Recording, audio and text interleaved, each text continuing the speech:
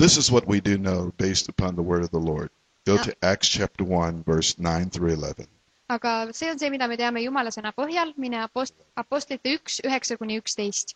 Kui Jeesus seda oli öelnud, tõsteti ta nende nähes üles ja pilv varjas ta nende silme eest.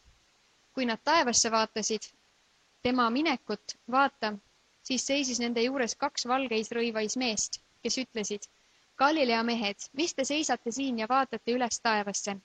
See Jeesus, kes teilt võeti üles taevasse, tuleb samal kombel, nagu te nägite teda taevasse minevat. The English Bible says, and when he had spoken these things, while they beheld, he was taken up, and a cloud received him out of their sight. And while they looked steadfastly toward heaven, as he went up, behold, 2 men stood by them in white apparel, which also said, Ye men of Galilee, why stand ye gazing up into heaven? This same Jesus, which is taken up from you into heaven, shall so come in like manner as ye have seen him go into heaven. I consider this one of the foundational scriptures concerning the coming of the Lord. Mina pean seda kirjakohta üheks aluseliseks kirjakohaks, mis puudutab Jeesuse tulemist. Because Jesus had spent time with the apostles after his resurrection. Sest Jeesus oli veetnud apostlitega aega peale oma ülestõusmist. In fact, he continued to speak to them concerning the kingdom of God. Ja tegelikult ta rääkis neile jätkuvalt Jumala kuningriigist. So every theme that we consider must be within the context of the kingdom of God. Nii et iga teema, mida me vaatame, meil tuleb seda vaadata Jumala kuningriigi kontekstis. In fact, I wish that the things that he spoke during these 40 days had been recorded. Tegelikult ma soovin, et need asjad, mida ta rääkis nende 40 päeva jooksul, oleks üles kirjutatud. What we do have knowledge of is that he did teach them. Aga millest meil teadmist on see, et ta õpetas neid.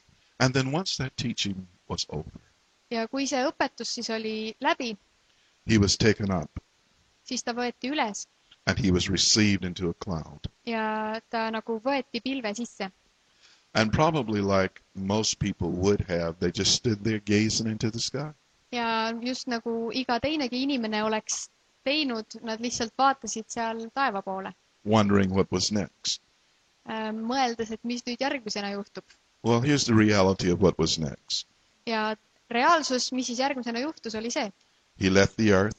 Ta lahkus maa pealt. They were left on the earth. Neid jäeti maa peale. And now they had to get busy. Ja nüüd nad pidid hakkama tegutsema. Carrying forth the kingdom of God into all the earth. Kandma Jumala kuningriiki kogu maale. But there's certain information that is clear in these verses. Aga on teatud informatsioon, mis on väga selge nendes salmides.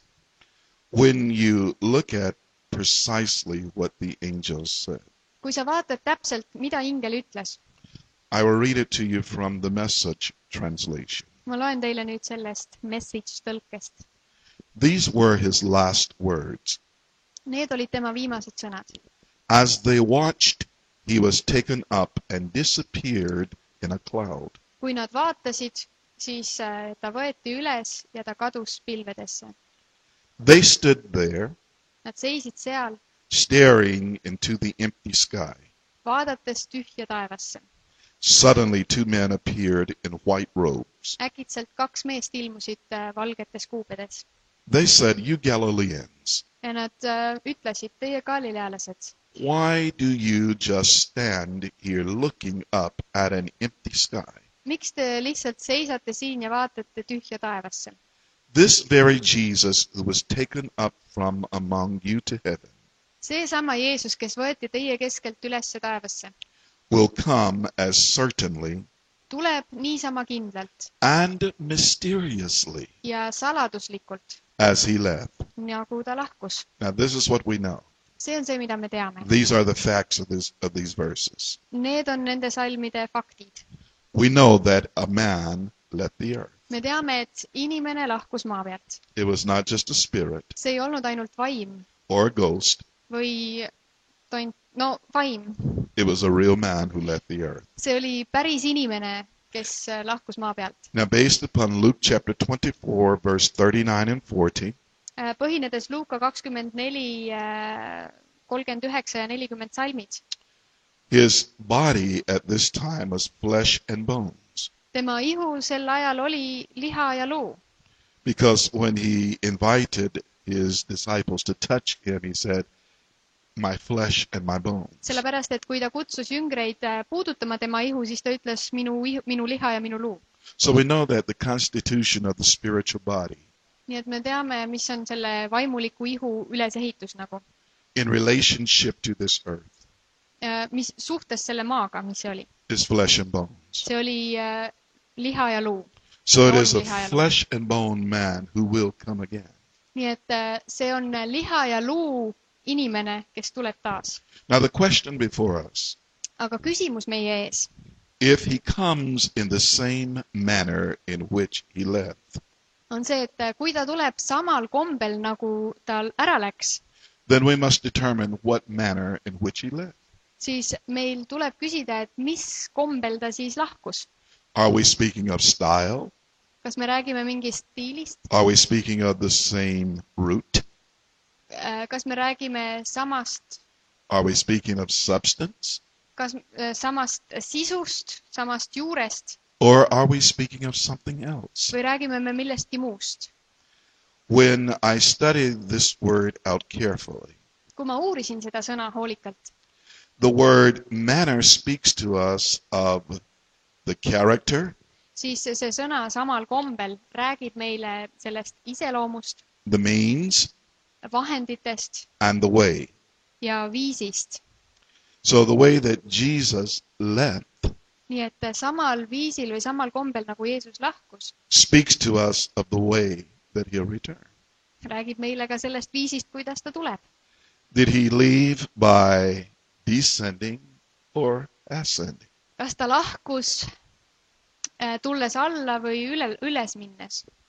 So that's question number one I ask.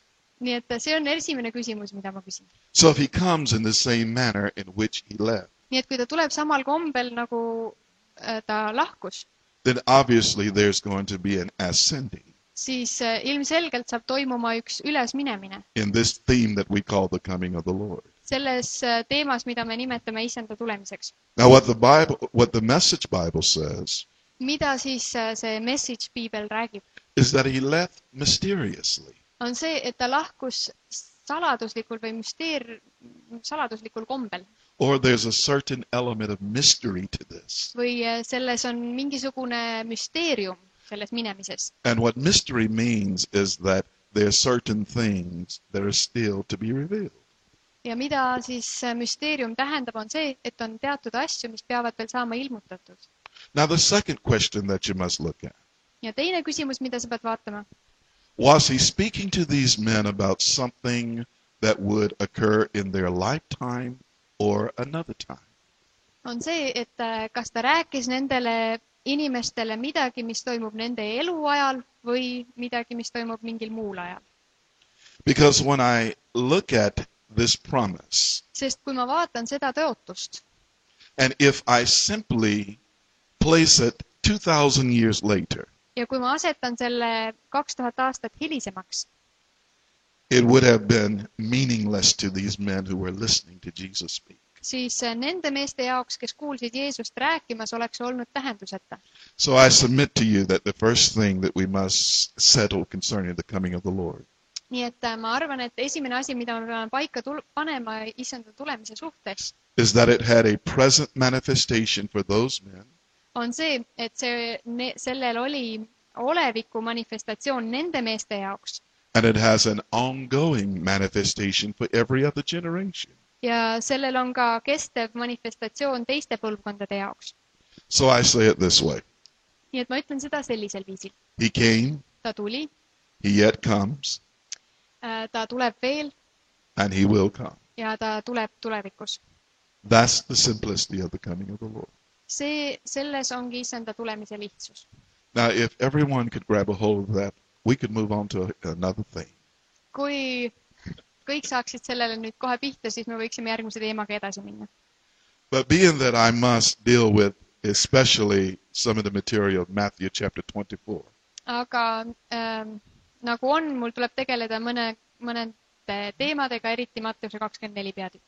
because so much of what people think about the coming of the Lord is centered around what they believe they know about Matthew 24. Sest nii palju, mida inimesed arvavad teadvat end issanda tulemise kohta, põhineb sellel, mida nad arvavad, et nad teavad Matteuse 24 peatüki kohta. What would you do if I said to you, Mida sa teeksid, kui ma ütleksin sulle? there's nothing further in Matthew 24 to fulfill? Ei ole enam midagi, mis on täitumata Matteuse 24 peatükis. How many of you could handle that Kui paljud thought? saaksid selle mõttega hakkama? Everybody? Could you handle that? Kas te suudate sellega hakkama saada või? Because you see, it's impossible to understand Matthew chapter 24 without paralleling that with Luke 21 and also Mark 13. Võimatu on Matteuse 24 peatükist aru saada, ilma et sa tõmbaksid paralleele Luuka 21 ja Mark 13. Markuse 13 peatükk nende kolme kirjakoha vahel. Because in those chapters, Jesus dealt with specific questions. Sellepärast, et nendes peatükkides tegeles Jeesus väga konkreetsete küsimustega. And what has happened throughout history, Ja mis on toimunud läbi kogu ajaloo, the church thinks these questions still must be answered.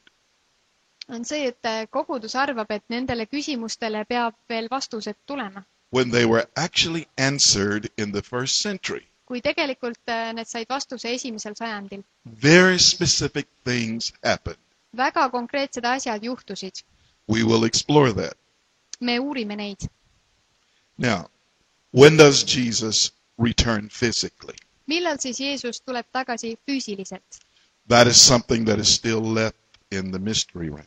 See on midagi, mis on veel selles müsteeriumi sfääris.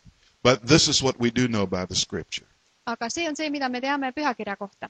That certain information the Father has left in his own care. On teatud informatsioon, mida isa on jätnud omaenda teada. And he did not even reveal it to the Son or to any of the prophets. Ja ta ei ole seda ilmutanud isegi mitte oma pojale või kellelegi teisele prohvetile. But what we do know is that someday Aga mida me teame, on see, he will come. et ühel päeval ta tuleb. That's what we know. See on see, mida me teame. Would you say that's enough information? Kas te ütleksite, et see on piisav informatsioon? Is that enough information? That someday he will come. Et ühel päeval ta tuleb. Kas see on piisav informatsioon? Now, I need to point out something. Mul tuleb midagi välja tuua. This passage is what we call Bible prophecy. See kirjakoht on midagi, mida me nimetame Piibli profeteeringuks või sõnumiks. Isaiah 34 verse 16. Jesaja 34:16 ütleb meile nagu seaduse või kuidas käsitleda prohvetlikkusena. What you will find is that prophecy is like seed. Mida sa leiad seal on see, et prohvetlik sõnum on nagu seeme, But every prophetic word must have fulfillment. aga igal prohvetlikul sõnal peab olema ka täitumine. And what fulfillment becomes is the mate to the seed. Ja millest ja täitumine siis saab seemnele kaaslaseks. So if it is truly a prophetic word, Nii, et kui see on tõeliselt prohvetlik sõna, it will have a mate called fulfillment. siis sellel on ka kaaslane, mille nimi on täitumine. So when I look at what Jesus was saying here, Nii et kui ma vaatan seda, mida Jeesus siin ütles, there was a mate called fulfillment. siis sellel oli ka üks kaaslane, mis oli täitumine. Every word that he spoke Iga sõna, mida ta rääkis, was fulfilled sai täidetud or must be fulfilled. või peab saama täidetud. Every word, Iga sõna, if it is truly prophecy. kui see on tõeliselt prohveteering. Now here's some considerations. Ja siin on asju nüüd, mille üle mõelda. I trust that everyone has come with a Berean attitude. To understand what a Berean attitude is, let's go to Acts 17, verse 10 to 12. Milline see suhtumine siis on? Apostlite teod 16, 17, Apostliteod 17, 10-12. Vennad saatsid siis kohe Pauluse ja Siilase öövarjus Beroiasse. Kui nad olid sinna jõudnud, läksid nad juudi sünagoogi. Sealsed olid üllameelsemad kui Thessaloonika omad. Nemad võtsid sõna vastu täie innuga ja uurisid iga päev pühakirjast, kas see on nõnda. Paljud neist hakkasid uskuma, samuti rohkesti kõrgemast seisust Kreeka naisi ja mehi. The very focus verse of that group is verse 11. Ja selle grupi nagu selline fookussalm on 11. These were more noble than those in Thessalonica, Sealsed olid üllameelsemad kui Thessaloonika omad. in that they received the word with all readiness of mind. Nemad võtsid sõna vastu täie innuga, So everyone must have an open mind. nii et kõigil peab olema selline avatud meel. Say with me, school is not over yet. Öelge kõik, et kool ei ole veel läbi. Say, I did not learn everything in the last move. Ma ei õppinud kõike eelmises liikumises. So it requires readiness of mind. Nii et selleks on vaja nagu sellist valmisolekut, valmisolevat meelt, avatud meelt. Now what that speaks to is attitude. Ja millest see räägib, on suhtumine. Now here's action, Ja nüüd on teod. because you must couple attitude and action together. Sellepärast, et suhtumine ja teod peavad koos käima. Their action, and they searched the scriptures daily, Ja nad uurisid iga päev pühakirja. whether those things were so. Kas need asjad on nii? Therefore, as many of them believed, also of honorable women, which were Greeks, and of men, not a few. Paljud neist hakkasid uskuma, samuti rohkesti kõrgemast seisust Kreeka naisi ja mehi. So a couple keys here. Nii et mõned võtmed siin. Attitude, Suhtumine readiness of mind. ja avatud meel. Action, Tegutsemine search the scriptures. ja pühakirja uurimine. Proverbs tells us it is the glory of God to conceal a matter. Õpetussõnad ütlevad meile, et Jumala auks on mingi küsimus kinni katta. But it is the honor of kings to search out the Aga matter. kuningate au on see välja uurida. Now the important thing is when you deal with the word in Proverbs, thing equals matter. And what we have in this is that both of these speak of a specific word from God. See õpetussõnade kirja koht, siis see asi seal selles salmis, see räägib ühest konkreetsest Jumala sõnast või sõnast Jumalalt. So what we must ask in this season, Nii et mida meil tuleb küsida sellel praegusel ajal? what is the specific word from God that applies to the season we live in? Mis on see konkreetne sõna Jumalalt, mis käib selle aja kohta? Especially concerning the coming of the Lord. Eriti, mis puudutab Isanda tulemist. What is it that God wants to unveil to this generation right now, living on planet Earth, the year 2013? Eriti nagu mida Jumal tahab ilmsiks tuua või esile tuua sellele põlvkonnale, kes elab praegu 2013 planeedil Maa. Because if we are kings and priests, Sellepärast, et kui me oleme kuningad ja preestrid and it is the glory of God to conceal a thing, ja Jumala au on nagu kinni katta mingi asi, but the honor of a king is to search it out, aga kuningate au on see välja uurida, then what must we search out for our season? siis mida me peame välja uurima oma aja jaoks? Because it is our honor to do that. Sellepärast, et see on meie au seda teha. Now, in case someone said, I'm not sure that I'm a king or a priest. Kui keegi nüüd ütleb, et ma pole just eriti kindel, et ma kuningas või preester olen. 1 Peter chapter 2 verse 9 tells you that you are a king and a priest. 1. Peetruse 2.9 ütleb sulle, et sa oled kuningas ja preester. And then the witness to that is Revelation chapter 1 verse 6. Ja selle tunnistajaks on Ilmutuse raamat 1. peatükk salm 6. That he's made us kings and priests. Et ta on teinud meid kuningateks ja preestriteks. And so it is our responsibility then Nii, et seega on see meie vastutus to search out these matters. uurida välja need küsimused. God by his Holy Spirit will teach us. Ja Jumal oma püha vaimu läbi õpetab meid. And if we remain teachable at all times, we will learn new things in God. Ja kui me jääme õpetatavaks, siis me õpime uusi asju Jumalas. Now, the second thing that I think is important in this Ja teine asi, mida ma usun, on oluline selles, is to consider this word rapture. on mõelda siis selle sõna või uurida seda sõna ülesvõtmine. How many of you grew up in a denomination or a church in which the rapture theory was taught? Kui paljud teist kasvasid üles koguduses või konfessioonis, kus õpetati seda ülesvõtmist? Probably we have all hands, Ma correct? arvan, et kõik tõstavad oma käe, jah. Did you ever question that? Kas sa iial nagu seadsid küsimuse alla seda? You just accepted it, basically, Sa didn't you? lihtsalt võtsid selle vastu põhimõtteliselt. That someone was telling you the truth. Et sulle räägiti tõde. You should never just accept something. Sa ei peaks iial midagi lihtsalt vastu võtma. That's the Berean spirit. See on nende beroialaste vaim. You search the scriptures to see if these things are so. Sa uurid pühakirja, et näha, kas need asjad on nii. And if you cannot find it in the scripture, Ja kui sa seda ei leia pühakirjas, then simply it's not true. siis see lihtsalt ei ole tõde. Now, what I had to do many, many years ago, Ja mida mina pidin tegema palju aastaid tagasi. I had learned all the charts concerning the dispensations. Ma olin õppinud kõiki neid ajajärkude selliseid tabeleid And I had learned the various theories concerning the rapture. ja erinevaid teooriaid olin õppinud ülesvõtmise kohta. And in those days, we did not have many opportunities to preach. Ja neil päevil meil ei olnud eriti võimalusi jutlustada.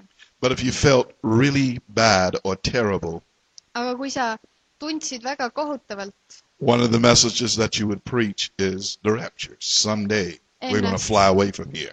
siis see teema, millest sa jutlustasid, oli ülesvõtmine, et ühel päeval me kõik saame siit minema.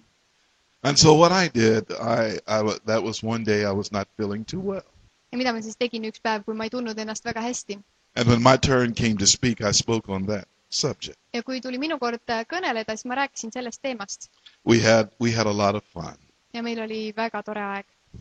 But when I got home that night, Aga sel õhtul, kui ma koju jõudsin, the Holy Spirit spoke to me never to preach that again. siis Püha Vaim ütles mulle, et ma iial enam ei jutlustaks seda. He said, I'm going to teach you what this is all about. Ja ta ütles, et ma õpetan sulle, milles asi on. And it was at that point Ja sellel hetkel the Holy Spirit spoke to me, what rapture? Püha Vaim kõneles mulle, mis ülesvõtmine. I had always assumed that it was totally true. Ma olin alati oletanud, et see on tõde. But see, here's the problem. Aga probleem on selles.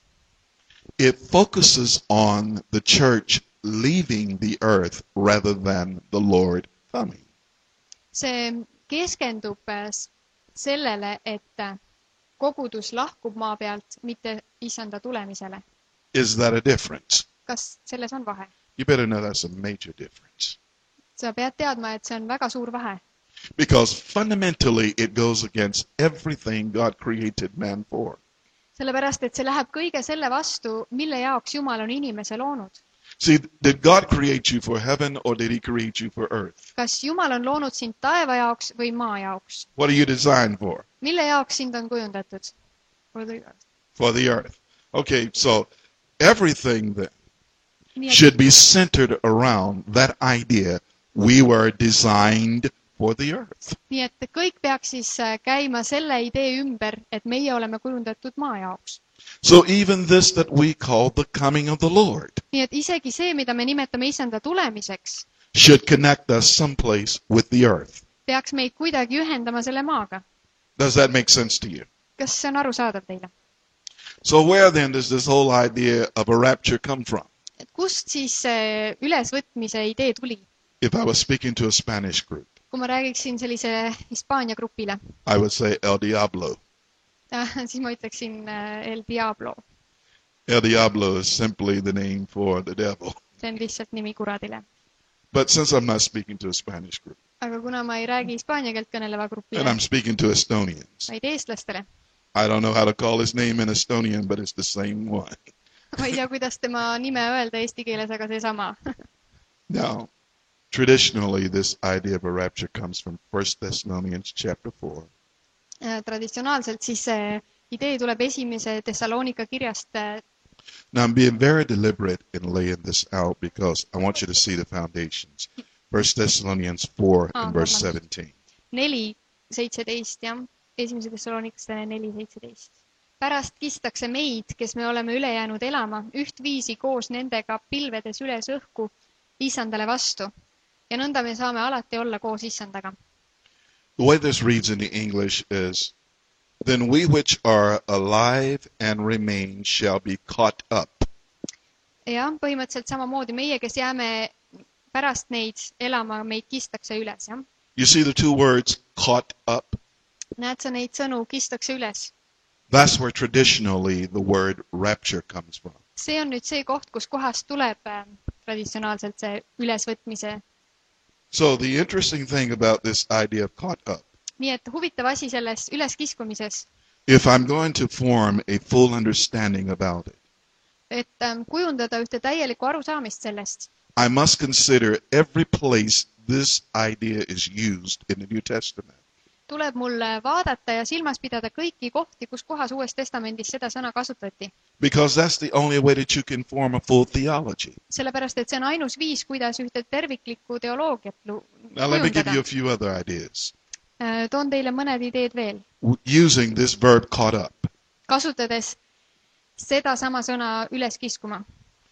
When Philip was translated from one place to another, Kui Philippus viidi ühest paigast teise, and you will find this in Acts chapter 8, verse 39. Apostlite tegude 8. peatükk, salm 39. This same word caught up was used Seal kasutati seda sama sõna kistakse üles. in reference to Paul being caught up to paradise in 2 Corinthians 12, verse 2 to 4. Kus Paulus räägib oma paradiisi külastusest 2 Korintlastele 12. This same word caught up was used. Seda sama sõna üles kiskuma kasutati.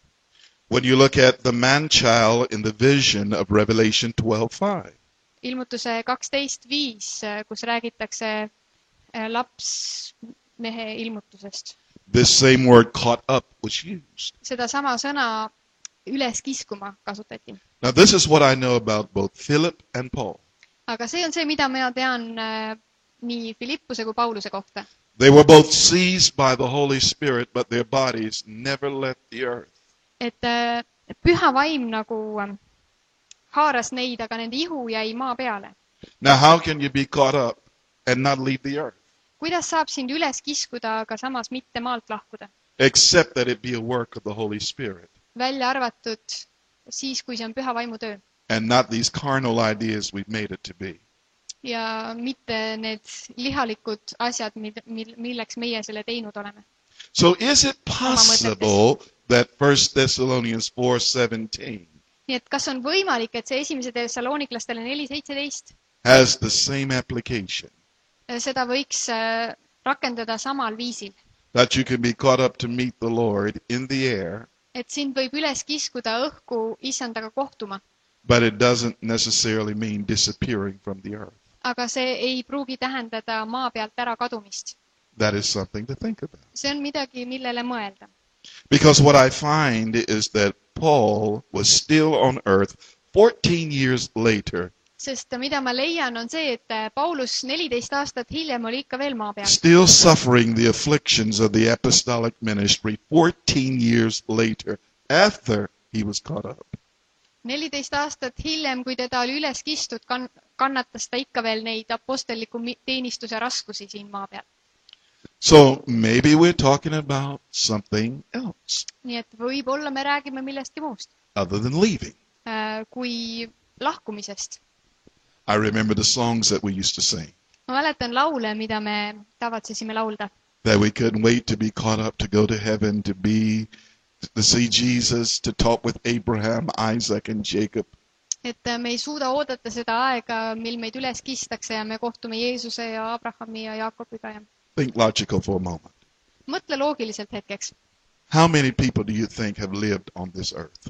Kui palju inimesi on teie arvates elanud siin maa peal? How many of them do you think want to have a conversation with Jesus? Mis sa arvad, kui paljud neist tahaksid vestelda Jeesusega? How long do you think it would take for you to have a turn? Mis sa arvad, kui kaua võtab aega, et sinu kord tuleks? Can you see why a lot of this just simply does not make sense if you think it through? Kui sa seda sellisel viisil mõtled, siis see lihtsalt ei ole loogiline. And I haven't even gotten to receiving our mansion in heaven. Ja ma ei ole veel jõudnud selle teemani, et me ükskord oma mõisad ja villad taevas kätte saame. I might as well go ahead and give you a secret. Ma võin teile anda saladuse. There's not one for you to receive. Su jaoks ei ole seal ühte. Now we will explain that too. Me selgitame seda ka. I told you I had to deconstruct before I started constructing. Ma ütlesin, et ma pean veidi maha lammutama enne, kui hakkame üles ehitama. Now let me tell you, when Jesus was caught up, Kui Jeesus kisti üles, he was caught up at his baptism. siis ta kisti üles tema ristimisel. It was there that the Father proclaimed him. See oli see koht, kus isa nagu kuulutas tema üle. Because you must understand Võttis ta omaks nagu. this idea of caught up to the throne is nothing more than a metaphor. Et see ei ole midagi rohkemat, see üleskiskumine kui metafoor. And what that means is that Jesus now came into a place where he could rightly rule in the earth as a son of God. Mis toimus, oli see, et Jeesus jõudis ühte paika, kus ta võis nüüd õigusega valitseda maa peal kui Jumala poeg. Now there are some other words where we can use this idea of caught up as well. On ka teisi paiku, kus kasutame seda sõna üleskiskumine. You will find this in John chapter 10, verse 28 and 29. Leiad selle Johannese 10, 28, 29. You will find it in Jude, verse 23. Leiad selle Juuda kirjas 23 salm. And you will find it in Matthew 13, verse 19. Ja Matteuse 13, 19. And the final one is Matthew 11 and verse 12. Ja Matteuse 11, 12. What each of these terms speak to us of Ja millest need terminid meile räägivad? is the suddenness of an action. On mingi teo nagu äkilisus. Because you have words like pluck out, Sest sul on seal sõnad nagu üles To pull out. tõmbama, välja kiskuma, to snatch out, välja tõmbama and to take by force. ja jõuga võtma. So if we limit this word to one single concept called rapture, Ja need on kõik üks ja sama sõna, aga kui me selle sõna piirame ainult ühe tähendusega ehk ülesvõtmine, then what we've got to conclude siis mida meil tuleb kokkuvõttes öelda, is that Philip got raptured, on see, et Philippus võeti üles, Paul got raptured, Paulus võeti üles, and they were still on the earth. aga samas nad olid veel maa peal. The man-child got raptured, whether you're talking about Jesus, Poisslaps. and he was still on the earth. Aga ta oli ikka maa peal. Do you feel confused yet? Kas sa oled juba segaduses? I want you to see something. Ma tahan, et sa näeksid midagi. This theme is much larger than anyone ever thought. See teema on palju suurem, kui keegi iial oleks arvanud. Every scripture Iga kirjakoht must bear some weight in forming a theology. peab kandma kaalu selleks, et teoloogiat kujundada.